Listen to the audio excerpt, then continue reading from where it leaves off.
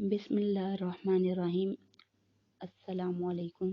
नाज स्टोरीज में मैं आपको खुश आमदीद कहती हूँ। तो आइए बढ़ते हैं कहानी के पार्ट नंबर 4 की तरफ। इरम, ये जो तुम्हारा मुलाजिम फ़ारूक है ना, मुझे मशकूक सा लगता है। ऊंची सी शय।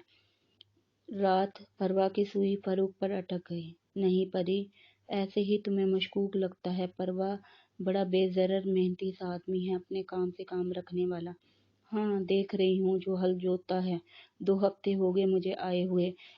इतना हट्टा कट्टा है, काम करवाया करो इससे। मेरी हवेली में ऐसा नौकर होता तो बैल की जगह इसे खड़ा करके काम करवाती, सारे ऐशो आराम भूल जाता। वो गुरूर से बोली तो इरम ने मौजू बदल दिया। जब वो दोनों टहल कर आईं तो सबके बेडरूम्स के दरवाजे बंद थे और वो दोनों भी सोने की तैयारी करने लगी। ये 6 बेडरूम, 3 गेस्ट रूम पर मुश्तमिल अच्छा खासा कुशादा घर था। एक अनेक्सी भी थी जो खाली पड़ी हुई थी। साजिद इस्तेमाल के बाइस इसे किराए पर देना चाह रहे थे, पर सालिया ने रोक दिया। इरम, मुझे नींद नहीं आ रही, क्या करूं? उसने मज़े से सोती इरम को हिलाया तो इसे डांट कर फिर सो गई। परवा जिस रोज़ दोपहर को सो जाती, इस रात इसे नींद न आती या देर से आती, जबकि इरम दोनों वक़्त मज़े से भरपूर नींद लेती। परवा को अपनी नींद की आदत की वजह से तंग थी। इतनी जल्दी कैसे सो जाती? अब इरम मज़े से सो रही थी और वो इसे बेबसी से देख रही थी। ये तो तय था कि वो हरगिज़ उठने वाली नहीं। परवा बाहर निकल आई। सहन की लाइट चल रही थी, लैंप पोस्ट भी ऑन थे। ऊपर जाने वाला बैरूनी दरवाज़ा बंद था। वो घूम कर अंदर आई। ये दरवाज़ा खुला हुआ था। सीढ़ियों के दोनों तरफ दरवाजे थे, एक अंदरूनी और एक बैरूनी। बवक़्त ज़रूरत किसी भी दरवाजे से छत पर जाया जा सकता था। वो सीढ़ियाँ चढ़कर ऊपर आ गई। दूर दूर तक रोशनियां जगमगा रही थीं। साथ वाले बंगले का जायजा लेने लगी। तमाम लाइट्स ऑन थी, मगर कोई नजर नहीं आ रहा था। वो दाईं तरफ आ गई। यहाँ से गेट और सड़क नजर आ रही थी। वो बाहर देखने लगी। अचानक सीढ़ियों पर चढ़ते कदमों की आवाज आने लगी। वो सांस रोककर दीवार के साथ लग गई। अगर घर वालों में से कोई होता तो इसे यूं रात गए छत पर देखकर हैरान होता कि सारा घर सो रहा है, वो क्या कर रही है। ये सवाल आने वाले के ज़हन में ज़रूर आता। इस रुख पर पहले इसने नहीं सोचा था। बड़ी देर बाद इसे ध्यान आया। तब तक वो जो कोई भी था ऊपर आ चुका था। परवा ने बड़ी देर से रुका हुआ सांस खारिज किया। ये फरूक था। इसे देखकर हैरान हुआ या नहीं, लेकिन इसे कोई गर्ज नहीं थी। अलबत्ता वो मुतमिन हो गई। क्यों आए हो इस वक्त और क्या लेना है तुमने? वो रौब से अपना भरम रखना चाहती थी। जग मारने आया हूँ, कोई इतराज? इसने गुस्से से कहा। शायद इसे परवा की मौजूदगी अच्छी नहीं लग रही थी। तुम मेरे साथ मालिकों वाले अंदाज में बात ना किया करो। मालिक हम हैं, तुम नहीं। गेस्ट रूम में ठहरने वाला मुलाजिम या गुलाम मालिकों के बराबर नहीं हो जाता। आई समझ? वो तब कर बोली तो फरूक दूसरी तरफ मुड़ गया। छत पर लोहे की कुर्सियां शायद हाल ही में रखी गई थी। परवा ने इसे पहले नहीं देखी। वो कुर्सी पर बैठ गई। बात सुनो, तुम क्या चीज़ हो, इंसान या जिन? वो रुक कर बोली। इंसान हूँ। अगर जिन होता तो इस वक्त यहाँ खड़ी होकर ये सवाल ना पूछ रही होती। अब प्लीज आप यहाँ से जाएं, मैं इधर सोने आया हूँ, नीचे गर्मी है। वो बेमुरवती से बोला। तो सो जाओ, किसने मना किया है? मैं तुम्हें खड़े खड़े छील कर खाने वाली नहीं हूँ। वो बिगड़ कर बोली तो फरूक ने इसे छेड़ दिया। कम से कम लगता तो यही है। वो इत्मीनान से टांगे लंबी करते हुए बोला तो परवा का चेहरा सुर्ख हो गया। इसने फिर बदतमीजी कर दी। दिल चाहता है तुम्हारा सर फाड़ दूं। वो दांत पीसते हुए बोली। लें, सर तस्लीम खम है। इसने सचमुच सर झुका दिया। सर तस्लीम खम के बच्चे, तुम्हारा इलाज ढूंढना पड़ेगा। वो गुस्से से सीढ़ियां उतर गई। फरूक ने सुकून से अपना काम शुरू कर दिया। वो पूरे घर में फिर रही थी। इकरा आपी की वापसी अभी तक नहीं हुई थी। हारून भी गायब था। साजिद अंकल, सालिया आंटी, इरम तीनों अपनी आंटी अदीना की तरफ गए हुए थे। अदीना साजिद की वाहिद बहन थी। सुबह ही राबी का फोन आया कि मम्मा की तबीयत खराब है। वो तीनों सुनते ही चले गए। इकरा का पेपर था, वो यूनिवर्सिटी चली गई। वापसी पर इसे आंटी की तरफ जाना था। सालिया ने परवा की नींद की वजह से इसे नहीं उठाया था। इकरा से कह दिया था कि वापसी पर इसे लेती आना। इकरा ने इसके सराहने पैगाम छोड़ा और खानसामा से कहा कि इसके उठते ही नाश्ता तैयार कर देना। परवा ने बेदार होने पर इकरा आपी का पैगाम पढ़ा। اس کا ناشتہ بھی تیار تھا، چائے بھی تیار تھی اور یہاں تک کہ سلائس پر مکھن اور جام بھی لگا ہوا تھا۔ اسے اقرا آپی پر پیار آ گیا۔ ناشتہ کر کے پھر وہ سو گئی۔ اٹھی تو میوزک سے دل بہلاتی رہی۔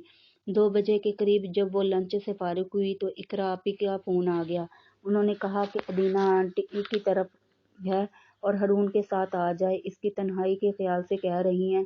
نہ جانے ہارون کہاں غائب تھا، البتہ اس کی بائیک پورچ میں کھڑی تھی۔ پروا دعا کرنے لگی کہ ہارون جلدی سے آ جائے، اس کی جگہ فاروق آ گیا۔ وہ فریج سے بوتل نکال کر پینے لگا۔ جب وہ تیز تیز قدم اٹھاتی اس کے قریب آئی، فاروق نے پانی کا گلاس منہ تک لے جاتے ہوئے روک دیا اور اس کے منہ سے نکلنے والے کسی نئے شاہی حکم کا انتظار کرنے لگا۔ فاروق، مجھے فوراً آنٹی ادینہ کی طرف چھوڑ آؤ، وہ جلدی سے بولی۔ مگر تینوں گاڑیاں گھر میں نہیں ہیں، اس نے آگاہ کیا۔ ہارون کی بائیک تو ہے، کامچور آدمی، وہ چمک کر بولی۔ پر چابی تو شاید اس کے پاس ہے، اس نے عذر پیش کیا۔ ہارون گھر میں نہیں، بائیک ہے، چابی بھی گھر میں ہوگی، تم فکر مت کرو، میں ڈھونڈ کر لاتی ہوں۔ واقعی وہ چابی ڈھونڈ لائی تھی۔ اب چلو فوراً، اس نے حکم دیا۔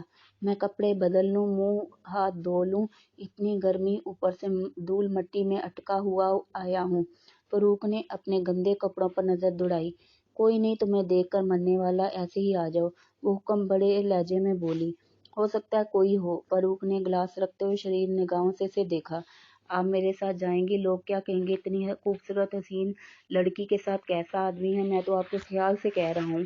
وہ جان کر اسے چھیڑ بیٹھا۔ شکل دیکھی ہے آئینے میں؟ تم کون ہوتے ہو؟ آئندہ ایسے کہا تو میں شوٹ کر دوں گی۔ کتنی بار کہا ہے حد میں رہا کرو۔ وہ اسے گھور رہی تھی۔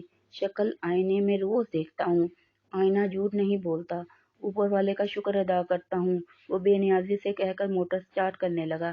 پروا سنبھل کر بیٹھ گئی۔ آنٹی ادینہ کا گھر خاصا دور تھا۔ فاروق سیدھی سڑک پر تیز رفتاری سے بائیک چلا رہا تھا۔ اچانک سامنے ہی اسپیڈ بریکر پر اس کی نظر پڑی۔ وہ رفتار کم نہ کر سکا۔ سنبھلنے کی کوشش میں پروا فاروق پر جا گری۔